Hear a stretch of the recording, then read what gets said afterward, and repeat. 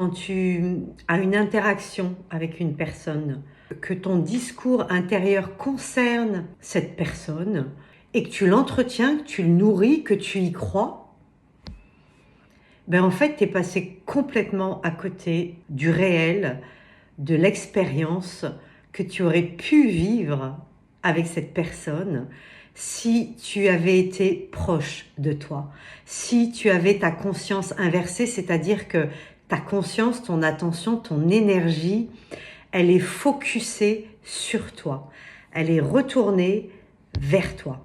Tu peux très bien être en interaction avec une personne, écouter cette personne, être totalement présent et en même temps tourner sur toi, c'est-à-dire regarder à l'intérieur de toi ce qui se passe. Qu'est-ce qui se passe là maintenant tout de suite pendant que cette personne me parle ou pendant que je suis en train d'interagir avec cette personne, il se passe quoi à l'intérieur de moi?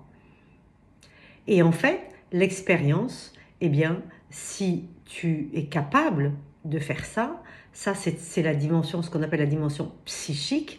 Donc c'est une dimension invisible, une dimension quantique, énergétique qui concerne ton intériorité. Eh bien, c'est là que tu grandis en conscience.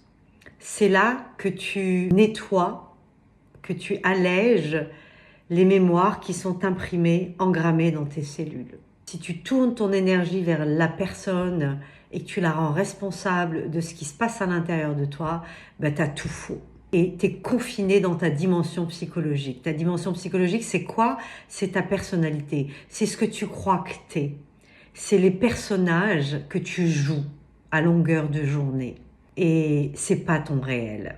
Ton réel, c'est toutes tes dimensions. Et cette dimension